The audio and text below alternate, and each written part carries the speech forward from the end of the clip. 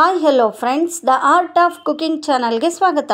ಇಂದು ನಾವು ಕೆಲವು ಇಂಗ್ರೀಡಿಯೆಂಟ್ಸ್ನ ಉಪಯೋಗಿಸ್ಕೊಂಡು ಒಂದು ಟೇಸ್ಟಿಯಾದ ಪಲಾವನ್ನು ಹೇಗೆ ಮಾಡೋದಂತ ನೋಡೋಣ.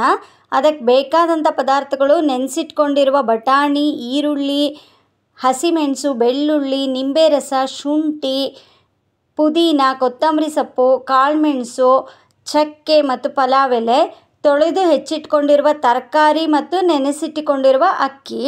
ನಾನಿಲ್ಲಿ ಅಕ್ಕಿನ 1.5 ಗ್ಲಾಸಷ್ಟು ಅಕ್ಕಿ ತಗೊಂಡಿದ್ದೀನಿ. ಆಲೂಗೆಡ್ಡೆನ ಹೆಚ್ಚಿ ಹೀಗೆ ನೀರಲ್ಲಿ ಹಾಕಿಡೋದ್ರಿಂದ ಆಲೂಗೆಡ್ಡೆ ಕಪ್ಪಾಗದೆ ಫ್ರೆಶ್ ಆಗಿ ಚೆನ್ನಾಗಿರುತ್ತೆ.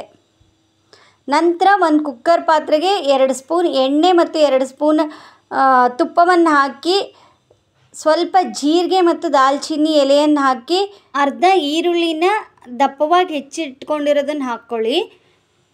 ಇಲ್ಲಿ ಒಗ್ಗರಣೆಗೆ ಜೀರಿಗೆ ಬಿಟ್ಟು ಮತ್ತು ಬೇರೆ ಇನ್ಯಾವುದೇ ಪದಾರ್ಥವನ್ನು ಬಳಸಿಲ್ಲ.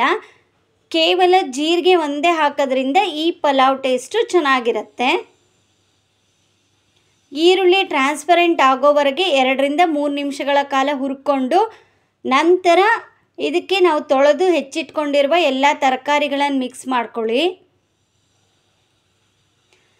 ತರಕಾರಿಗಳನ್ನು ಸ್ವಲ್ಪ ಹುರಿಯೋದ್ರಿಂದ ಪಲಾವಲ್ಲಿ ತರಕಾರಿ ಕ್ರಂಚಿಯಾಗಿ ಬರುತ್ತೆ, ಟೇಸ್ಟ್ ಸಹ ಚೆನ್ನಾಗಿರುತ್ತೆ.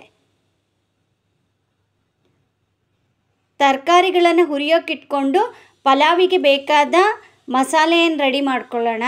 ಒಂದು ಮಿಕ್ಸಿ ಜಾರಿಗೆ ಚಕ್ಕೆ, ಕಾಳುಮೆಣಸು, ಬೆಳ್ಳುಳ್ಳಿ, ಈರುಳ್ಳಿ, ಪುದೀನ, ಕೊತ್ತಂಬರಿ ಸೊಪ್ಪು ಮತ್ತು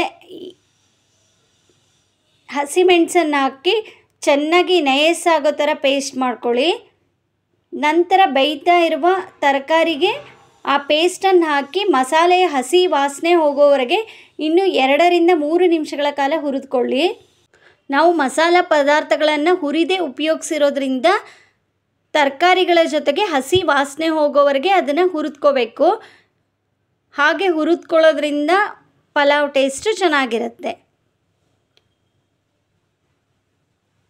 ನಂತರ ತೊಳೆದಿಟ್ಕೊಂಡಿರುವ ಅಕ್ಕಿಯನ್ನು ಹಾಕಿ ರುಚಿಗೆ ತಕ್ಕಷ್ಟು ಉಪ್ಪನ್ನು ಹಾಕಿ ನೀರು ಹಾಕ್ಕೊಳ್ಳೋದೇನೆ ಒಮ್ಮೆ 2ರಿಂದ 3 ನಿಮಿಷಗಳ ಕಾಲ ಹಾಗೇ ಫ್ರೈ ಮಾಡ್ಕೊಳ್ಳಿ. ನಂತರ 1 ಅಳತೆಗೆ 2ರಷ್ಟು ನೀರನ್ನು ಹಾಕ್ಕೊಂಡು ಸ್ವಲ್ಪ ನಿಂಬೆ ರಸ ಬೆರೆಸಿ ಮುಚ್ಚಳ ಮುಚ್ಚಿ 2 ವಿಷಲ್ ಮಾಡಿಸ್ಕೊಂಡ್ರೆ ಸಾಕಾಗತ್ತೆ. ನಾವು ಆಲ್ರೆಡಿ ಅಕ್ಕಿ ಮತ್ತು ಬಟಾಣಿನೆಲ್ಲ ತೊಳೆದು ನೆನೆಸಿಟ್ಕೊಂಡಿರೋದ್ರಿಂದ ಹೆಚ್ಚು ಬೇಯಿಸೋದು ಬೇಡ. 2 ವಿಷಲಲ್ಲಿ ಚೆನ್ನಾಗಿ ಬೆಂದು ಉದುರಾಗಿ ಬರುತ್ತೆ.